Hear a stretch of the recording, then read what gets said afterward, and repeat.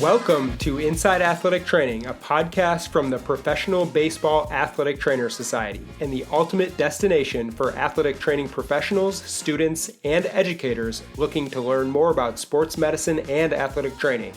In each episode, we'll dive headfirst into conversations with experts in the field, bringing you insights, stories, and cutting-edge information about athletic training and sports medicine.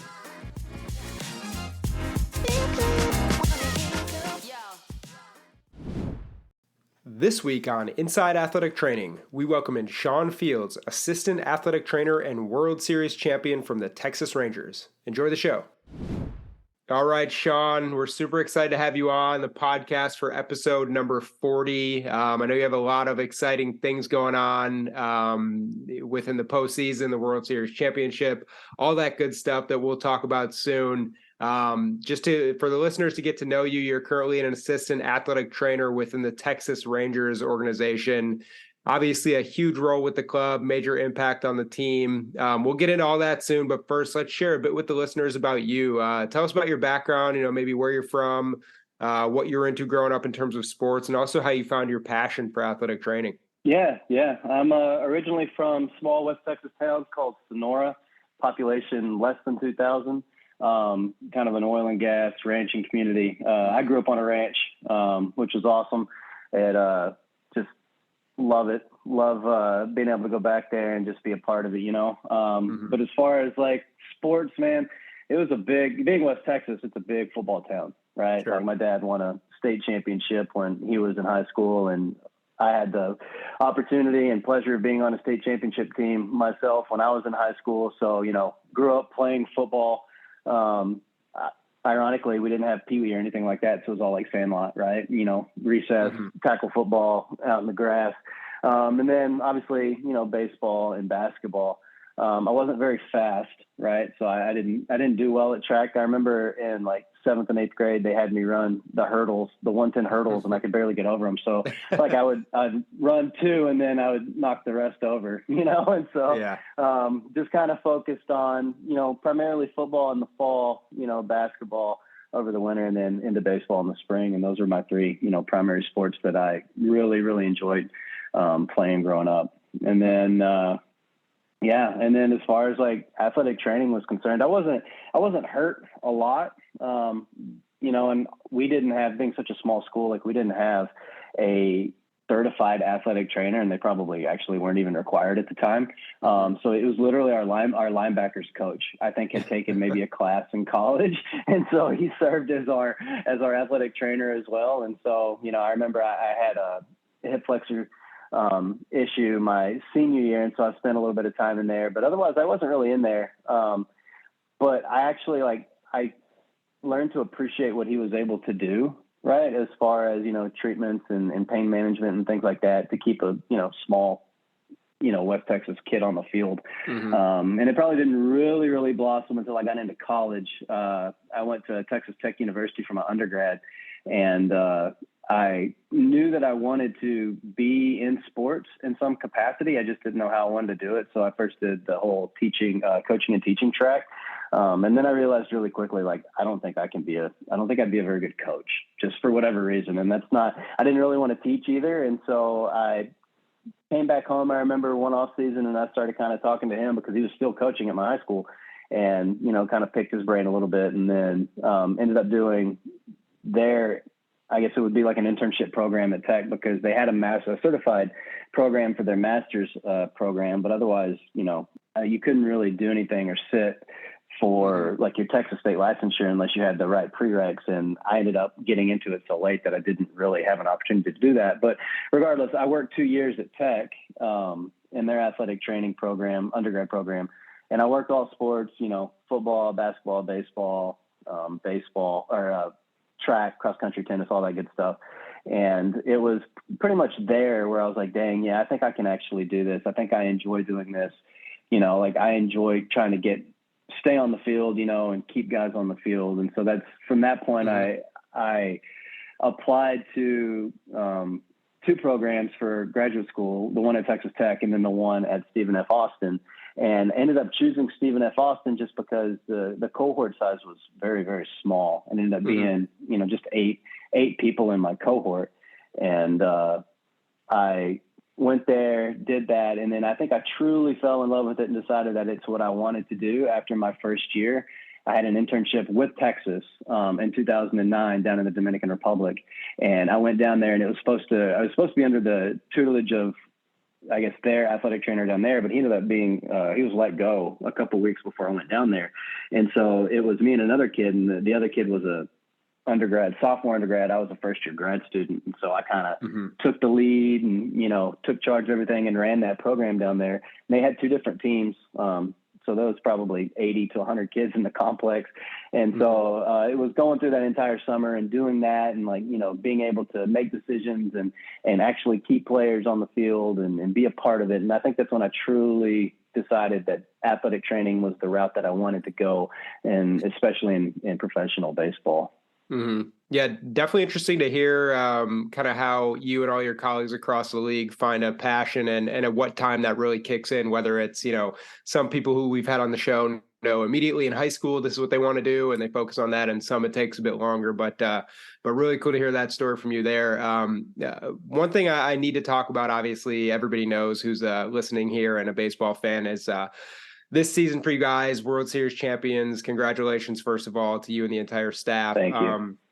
The Rangers win their first ever World Series championship. You're a Texas guy. It happens to be in your first season with the big league club, which is absolutely incredible. I want to ask, from your perspective, what was it like, just getting that final out? You're officially a World Series champion. You're going to get a ring. What goes through your mind at a time like that? It's funny because I don't think it truly hit me until maybe the parade, but it was I remember standing in the dugout and we're watching the whole game, and that game went so fast. Right. And it's nothing happened until the 7th inning. But I do remember, and, I apologize in advance to, what I'm about to say, but I remember turning to Lucky in the 7th inning, and I said, this is because he had a no-hitter going into that. And I was like, this is where he loses his no-hitter and the ball game. We're going to do it right here. Yeah. And I remember just watching those last 3 innings, and it just it happened so fast. Right. And I think that final out, it was a curveball up in the zone, right? And I don't think we'd been getting that call at all the entire night. So he threw it, Marte didn't swing. He called it as a 3rd strike. And I think everybody took a second oh gosh, we just won, And it was I remember immediately, I was standing next to Lucky and I turned to him. We gave each other a huge hug because, in he was up there in 2011 too, yeah. Right? In his first year in the big leagues when, and they made it and they didn't get to win. And that was kind of the running joke, I think, between him and I, right? Was you did it and I didn't. But I gave him a huge hug, and then, it's just I don't know, it was a sense of just relief, I think, right? Because, sure. We had so much stacked against us, not only, just this season, but for the, 63 years that it took for us to get there. So it was awesome, man. It was really, really cool. Yeah. And, you mentioned Lucky being Matt Lucero, for people who don't know, the head athletic trainer with the Rangers. You mentioned Lucky's first year in the big leagues being, the 2010, 2011, kind of a devastating time period in season looking back on being so close for the Rangers. But with this being your first year in the big leagues and approaching, such a long playoff run, it probably felt normal to you, I'm assuming, because it's just what you've known in the big leagues is making this run. But were there any conversations with Jamie Reed, who we'll touch on later, Lucky and the guys on staff, the real veterans, about how special this was and how you should approach it as a first year guy in the big leagues? Yeah, I think the one thing that Jamie, or JMO as we call him, the one thing that he told me over and over again was just enjoy it, right? A lot of people don't get to experience this, so just enjoy it. And he goes, you're going to the playoffs. And he said it probably 3 or 4 times throughout the entire postseason, was enjoy this postseason, enjoy the ride, right? Yeah. Just sit back and just let it sink in. And I think, I think that really kind of hit home and we were in Baltimore game one introductions, and right. And I mean, the entire stands are just filled with orange and black. And I mean, there was maybe like 5 blue hats there. I'm sure there were more, but it was like, it was all orange and black Orioles fans. And it was just like it was cool. It was something that I've never, outside of opening day, I've never really, felt or experienced. And so it was from him, just enjoy the ride. Right. And then, like Lucky, it was just, I think it was cool to watch him be a head athletic trainer in that scenario, because I don't think he'd never been a head trainer in the playoffs. Right. And so to just see how composed he was, throughout the entire thing, I mean, we had some issues, especially with like Scherzer and Adolis there in the World Series, and just to see how he handled that and how he, maneuvered that and ultimately manipulated it to where, we could keep guys on the field or, whatever we had to do. It was really cool to see that, and see how just calm, cool, and collected he was in his decision making.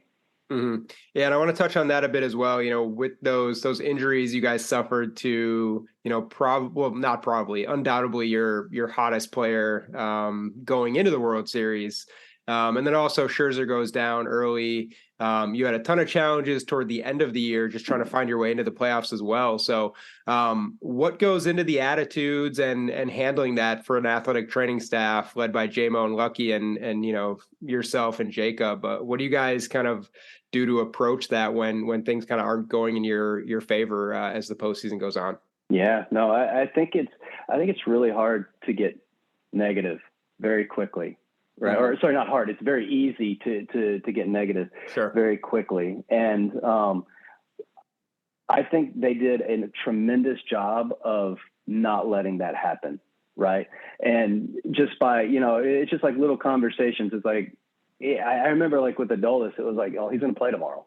He's going to be on the field tomorrow, and it's like, dang, like, okay, like it went from, and just at least in my mind, it's like, this is this could be the turning point in this series to, no, like, we'll find a way to get him on the field. Ultimately we didn't, right? But it was like, and it was the same thing with Scherzer. And like, that was the approach. It wasn't panic. It wasn't hitting that red button. It wasn't like, just concern that the entire series was lost and our momentum was gone. It was, no, like, we'll be all right. We're going to do what we've always done. We did it for 170 games before this. We've had adversity throughout the entire season, with DeGrom and with the Eovaldi and with Seager and Josh Young, you know what I mean? It was like, so it's like, this is nothing new for us. Yeah. Like the lights are a little bit brighter. This is the big stage, but at the end of the day, like, we are here because, we can keep guys on the field, or, we can get guys better. And that's, that was cool to see. Yeah. And I recently spoke with, talk about like humps in the road and getting by certain things like injuries and whatnot. I recently spoke with JMO, who said that getting over the hump of beating the Astros in the ALCS was such a huge moment that it really propelled the team moving forward. And it almost felt like a World Series in itself, is just getting by such a tough team who's been to the ALCS 7 straight years, an in-state rival.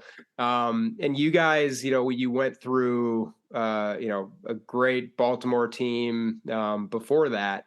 Did you guys get the sense that getting over the hump of beating the Astros kind of propelled you, to have a great World Series? I think so. Yeah. Yeah.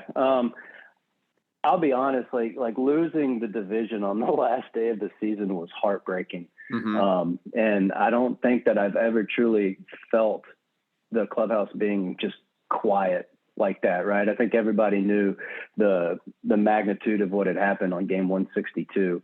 And so I think absolutely, to JMO's point, yes, beating the Astros did it, but I think it was the road that got us there, right? I think having to go into Tampa and beat an incredibly good team, right? Yeah. And then doing that in 2 games, and then having to go to Baltimore and beat an incredibly good team, right? The best team in the American League, and doing that in 3 games. And then it was like, dang, like, we can do this. And then I think, it was the first 2 games in Houston, taking those 2 games, it was like, oh yeah, we got this.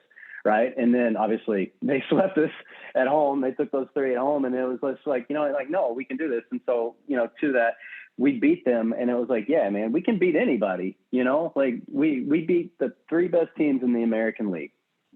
outside of ourselves. Right. And so it was like, we can beat anybody, So yeah, I would say it definitely propelled us and it gave us a sense of, and I wouldn't say cockiness, I would just say like confidence, right? A confidence that we're going to do this and we're going to do it in a pretty tremendous way. So yeah. Yeah. And, a couple more questions about the World Series before we get into your career path and more info about how you got with the Rangers. So I mentioned a number of times, Jamie Reed, he's an iconic figure in the athletic training community. We'll even touch more about him later.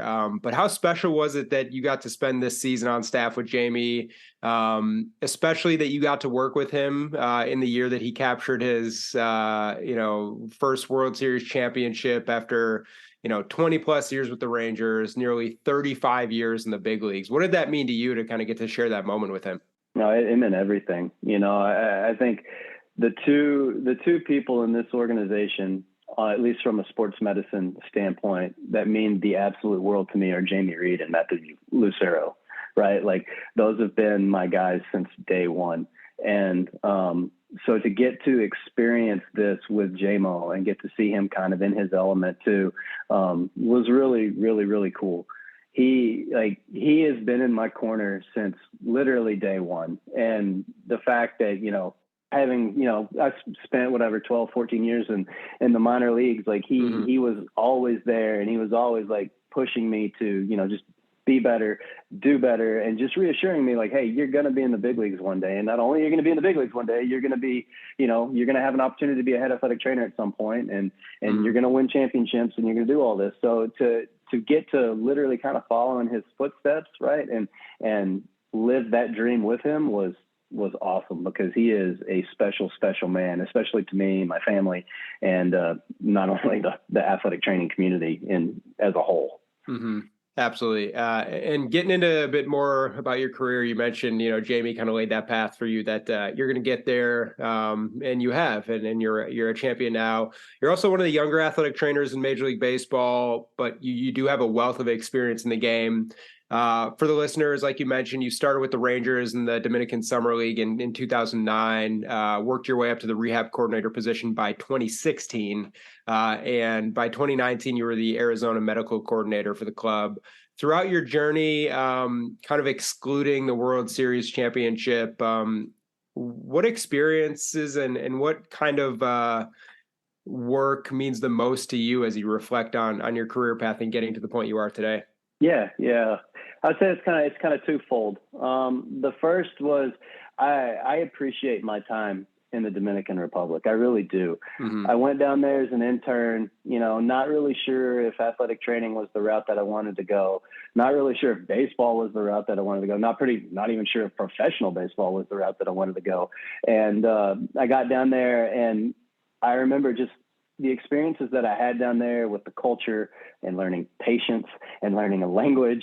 Because I could speak Spanish a little bit, I'm from Southwest Texas. So grew up on a ranch, speak Tex-Mex, all that good stuff. Mm-hmm. But Dominican Spanish is completely different. So learning how to function down there as an athletic trainer was very, very hard. And I remember when I got back to Nacogdoches, because I went to Stephen F. Austin for my grad school. When I got back to NAC, I remember I just felt so much more confident in my second year. And I feel like it kind of helped propel me to, be a leader of sorts in that cohort, whether people saw me as that or not, I don't know. But it helped me from a confidence standpoint. And so I truly appreciated my time down there. And then I would say the second part was becoming the rehab coordinator, getting to basically having no experience with that before, right? Outside of, I worked at TMI in the off season in 2014 under Regan. Actually, it's before Regan came on full time.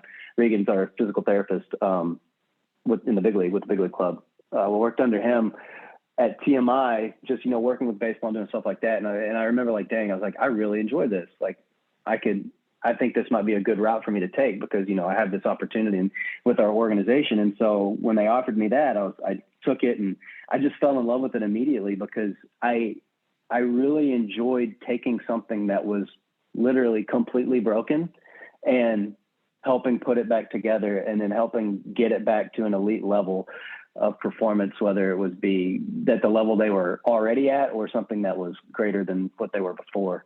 And so I really, really loved my time as a rehab coordinator, because it wasn't just the physical, it was the emotional, it was the spiritual, it was everything. Right. And so it was building relationships with players and bonds with players, and then getting to see them excel. And I remember, I think it was my first Tommy John rehab.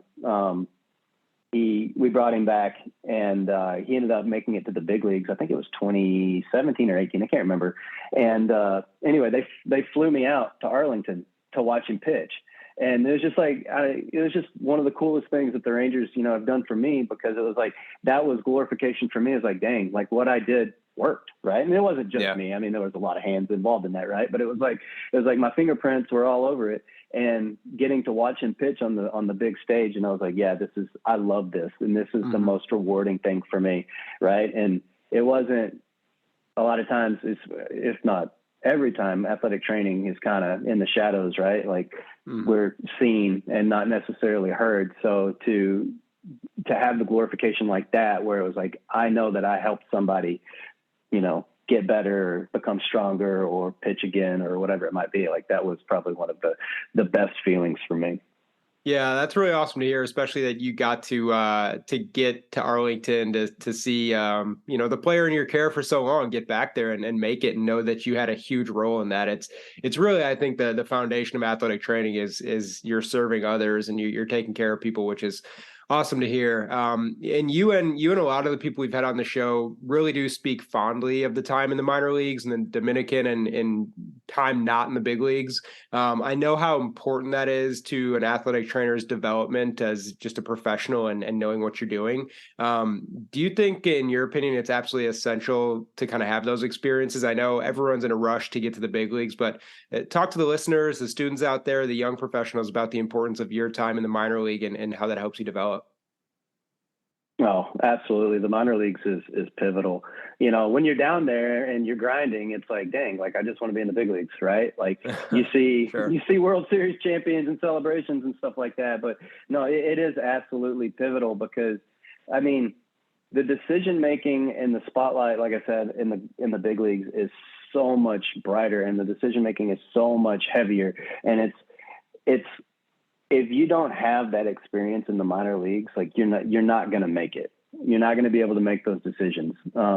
It's just, and maybe you will, it's just going to be a lot harder for you, because it's just like, it's everything about it, right? It's having your own team. It's having your 26 guys or 33 guys or whatever it might be at your own affiliate, right? It's having to do the bus travel. It's having to deal out the meal money. It's having to do, all those little things that aren't necessarily on an athletic trainer's job description to do, but at the same time, it just helps you prepare yourself for what's going to be expected at the big league level. I mean, and the same can be said. It's like, I know there are a lot of athletic trainers in the big leagues who probably skipped right over being a coordinator, but I will say, like, being a coordinator in both like the rehab department as well as in just the medical department, truly helped me kind of with my decision making and just, how to be proactive on things. And like, it taught me how, like, what things are, I need to be taken care of right now, what things I can wait on. It taught me how to talk to people, right? Especially like front office personnel, how to have conversations with them. Because at the end of the day, like, as you get to the big leagues, you're going to have those conversations too. And if you don't know how to talk to your GM or someone with a significant amount of power, like you're going to struggle a little bit. And so, yeah, the minor leagues is a very crucial aspect of the development of an athletic trainer. Do I think guys need to spend, like 10, 15 years there? Like, no, not necessarily, because if you're talented enough, then the people above you are going to see that and they're going to bring you up. But you need to serve in some capacity. And for me, it's like, the funny thing is, like, I never got past low A as an athletic trainer, right? I never was an athletic trainer in high A. I was an athletic trainer in double A, and I was an athletic trainer in triple A. I went straight from being the low A athletic trainer to the rehab coordinator. And I remember thinking, and was even told in some degrees, that would hinder me in some point, right? Because I need to be able to work with the older athlete, that I need to be able to have conversations and figure out, like, when I can take them off the field or when I can push them to get back on the field, just basically how to communicate with that older athlete. And I was really nervous about that. And fortunately for us, the Rangers did a really good job of sending older athlete rehabs to Surprise, Arizona for our spring training complex, or where we were based out of. And so I got to have that opportunity, but then I also traveled to AA and AAA quite a bit and then up to the big leagues. And I saw how those interactions were to be had. So you don't necessarily have to take every single, affiliate at every single level.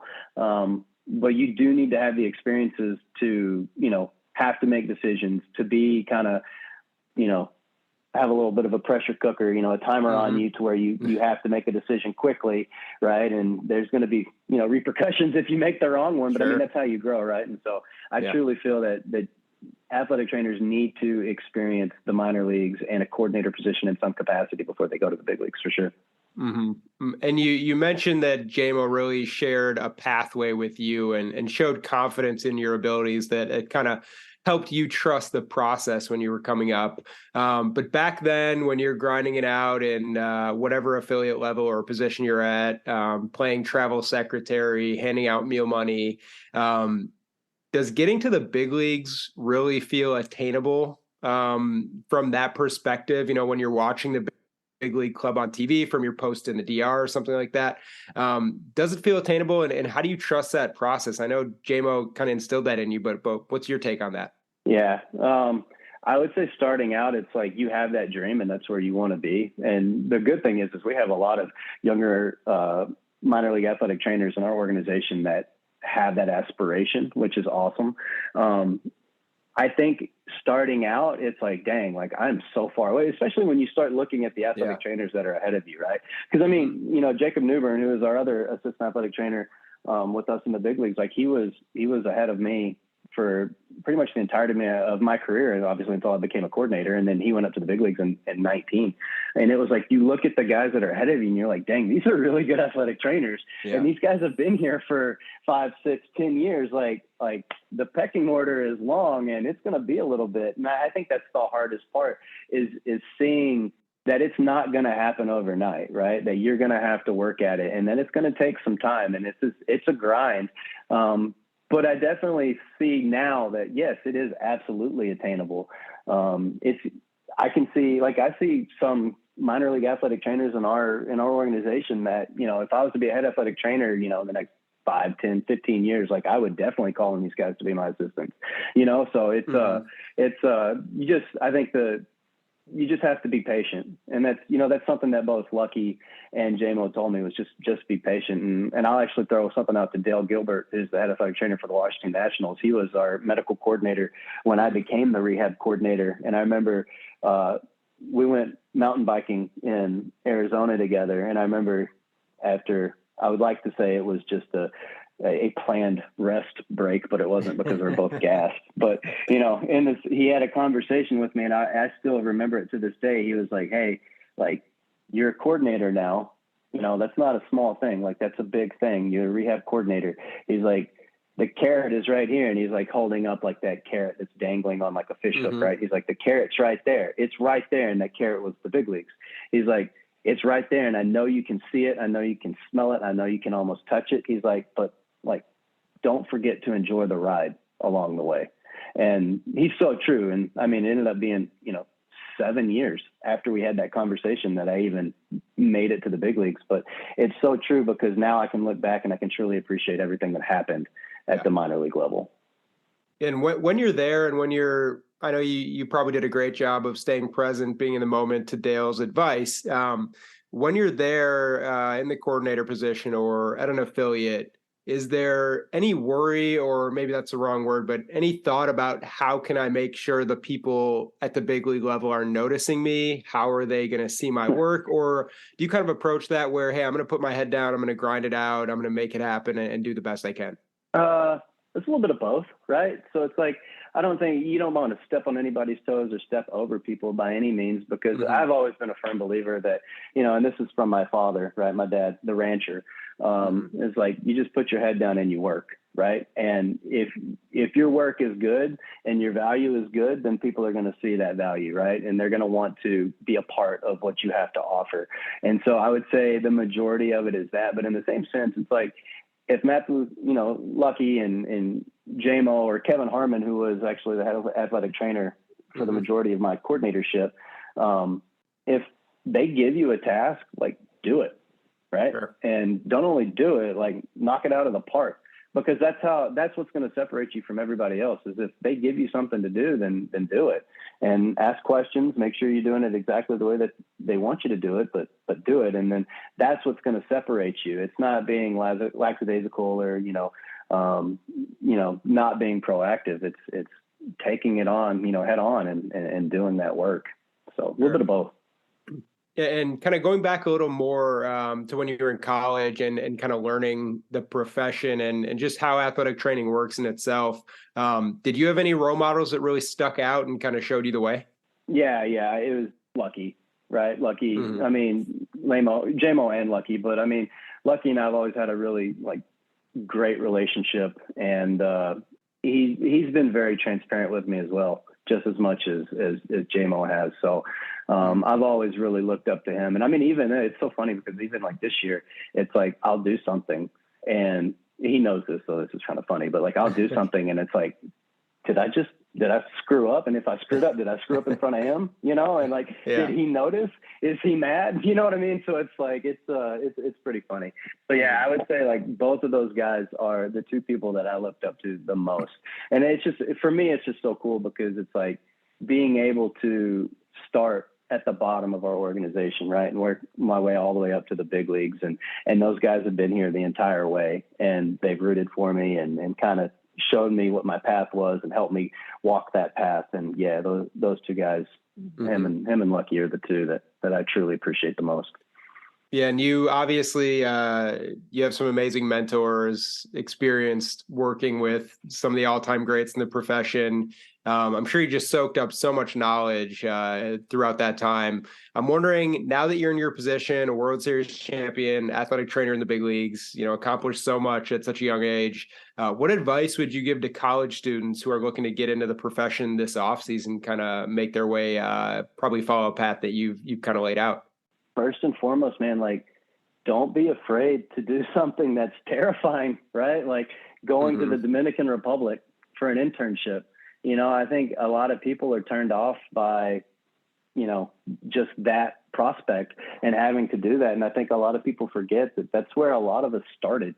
Eric Velasquez was the assistant athletic trainer for the Houston Astros, and also a classmate of mine at Stephen F. Austin, started in the Dominican. You know what I mean? And so it's just that's where a lot of people start. And so be proactive, reach out to organizations, go through the PBATS internship, do all of that. But if someone offers you an opportunity, and I'm speaking from coordinator experience, right? If someone offers you an opportunity to go down to the Dominican Republic and be an athletic trainer for 3-4 months and get paid to do it, because it's going to be one of the best experiences of your life. It doesn't mean that you're going to have to turn around and go back down there, right? I did it because they literally offered me the job in September after my internship was over. And all you got to do is pass your BOC and you're hired. I'm like, oh, okay, let's do it then, And so, I mean, I don't have to interview with anybody. Yeah, absolutely. So it's if you're given an opportunity to go down to the Dominican Republic, take it, because it's going to help you grow in so many ways, not just as an athletic trainer, but as a person, because that culture is completely different than the culture that we live in right now. And it's going to make you appreciate everything that you have and everything that they go through on a daily basis down there. And plus, the people down there are incredible. The kids are incredible. The coaches that spend their time down there are incredible. So yeah, that would be my recommendation, is if an organization says, yeah, we have an opportunity for you in the Dominican Republic, take it, because it's going to help excel your knowledge and just your experiences. Yeah, that's a statement that a lot of our guests on the show have echoed, is that, you just got to dive in. Things are scary, get comfortable being uncomfortable, and all those kind of seemingly cliches, but they are so true when it comes to any profession, but specifically athletic training, where travel and moving is quite frequent. Well, Sean, I appreciate all that info. Great to hear the stories about the World Series and the guys on your staff. But I do want to give you a second here. We talked about Jamie Lucky, Jacob, and those guys. But I want to give you some time now to recognize the other people who make up the Rangers athletic training department and sports medicine staff and kind of help make your job easier every day. Yeah, I mean, start with our strength conditioning coaches, in the big leagues, Jose Vasquez and Al Sandoval. They were tremendous in kind of teaching me, the ropes and the unwritten rules of being in the big leagues. And same for Raul Cardenas, who's our massage therapist, man. He was a stud this entire year. And he was very open and honest to me. And I truly, truly, truly appreciate that. And then just, everybody else in our medical department in the minor leagues too, Alex Rodriguez, who's our medical coordinator. And then our minor league athletic trainers, man, they're awesome. And they're going to be really, really good one day. And I expect to see the majority of them in the big leagues, and whether it's with us or with another organization. So they're going to be great. And then probably the last, two people that I would like to thank the most for just getting me here. The first is Napoleon Pichardo, who is our senior director of performance. He is just a godly man. He's he helped me out. He was a strength conditioning coordinator while I was a rehab coordinator, and then ultimately became our senior director of performance while I was one of our coordinators in the minor leagues. And he was just, he's just been tremendous just from, personal, professional standpoint, just a tremendous person. And then the other person is Keith Comstock, who's our rehab pitching coach. Just getting to work with that man. And if y'all don't know anything about him, y'all should look him up. Keith Comstock. He's played in Japan for a little bit. I think he was released by, he'll tell you, like all 30 teams at some point. So he's a left-handed pitcher, but he's got an iconic mustache. But he taught me a lot about just like pitching, right? And what to look for. He taught me a lot about just rehab and just recovery.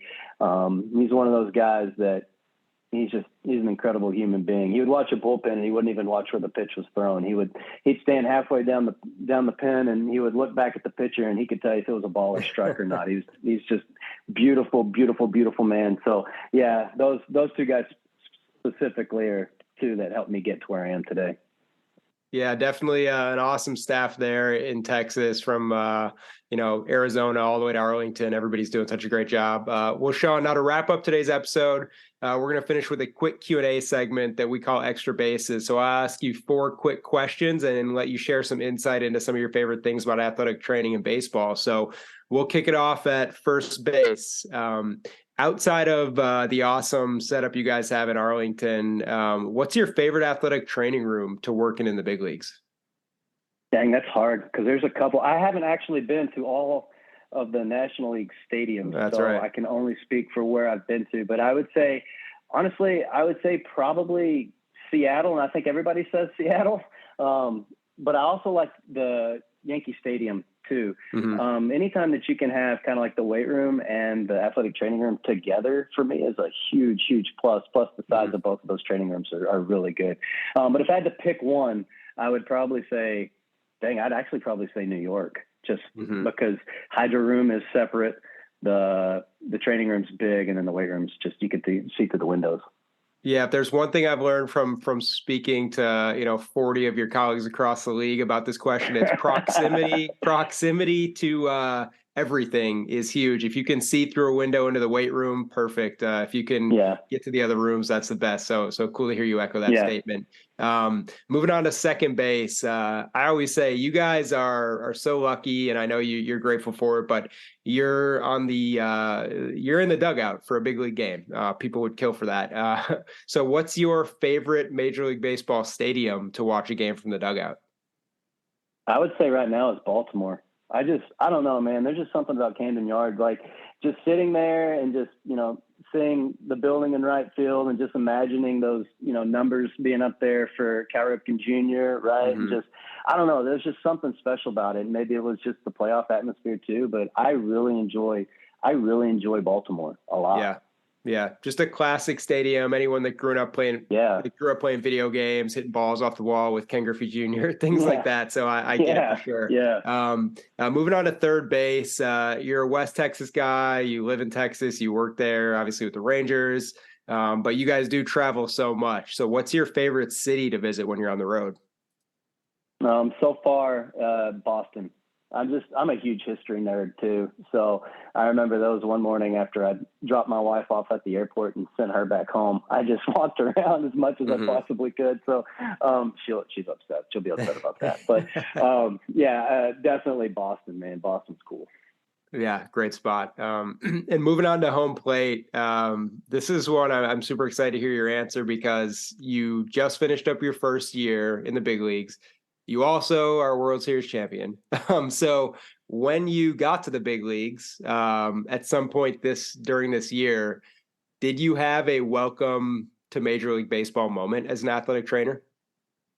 Yeah, I think it's when I started crying on the first baseline during opening day and the announcements. And I mean, it wasn't like huge tears, but I mean, I was teared up a little bit because the roof was open. There was a flyover. My parents and my wife and my child were in the stands, and it was packed full of people. And I think it was like, dang, like that was the moment where it was like, I made it, right? Like, don't screw this up. Like, this is a beautiful, beautiful thing.